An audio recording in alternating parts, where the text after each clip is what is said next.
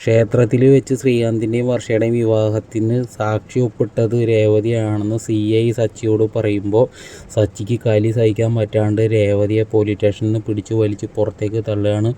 ഈ സമയം ഇവിടെ നടക്കുന്ന സംഭവങ്ങളൊന്നും അറിയാതെ വർഷയും ശ്രീകാന്തും ഹോട്ടലിൽ റൂമൊക്കെ എടുത്ത് വളരെയധികം സന്തോഷമായിട്ട് ഇങ്ങനെ ആഘോഷിക്കുകയാണ് കേട്ടോ സുഹൃത്തുക്കളെ. നമ്മുടെ രവിയേട്ടനാവട്ടെ ജയിലിലാകെ പൊട്ടിക്കരഞ്ഞുകൊണ്ടിരിക്കുകയാണ്. സച്ചി പുറത്ത് പോയിട്ട് രവിയേട്ടന് കഴിക്കാനുള്ള ഭക്ഷണം കൊണ്ട് കൊടുക്കുകയാണ്. അപ്പോൾ പുള്ളിക്കാരനത് കഴിക്കണില്ല. അപ്പോൾ സച്ചി എന്ത് ചെയ്യും, ഉരുട്ടി അച്ഛന് കൊടുക്കുകയാണ് കേട്ടോ. ചന്ദ്രമതിയുടെ മുഖത്ത് ആ ദേഷ്യം ഒന്ന് കാണാനായിരുന്നു. ഇനിയിപ്പോൾ എന്തായാലും രേവതിനെ ചവിട്ടി അരയ്ക്കും എന്നുള്ള കാര്യത്തിൽ യാതൊരു സംശയമില്ല. രേവതി ആവട്ടെ പോലീസ് സ്റ്റേഷൻ്റെ പുറത്ത് തന്നെ നിൽക്കുകയാണ്. സച്ചി കാർ എടുത്തിട്ട് പോകുന്ന സമയത്ത് രേവതി ഓടി വന്നിട്ട് കയറാൻ നോക്കുന്നുണ്ട്. പക്ഷേ രേവതിനെ സച്ചി പിടിച്ച് മാറ്റി അങ്ങോട്ട് തള്ളി എറിയാണ് കേട്ടോ. രേവതി അവിടെ പോയിട്ട് കന്നടിച്ച് വീഴുന്നുണ്ട്. രേവതി എന്നിട്ട് ആ റോഡിൻ്റെ സൈഡിൽ നിന്നിട്ട് പൊട്ടിക്കരയാണ് കേട്ടോ.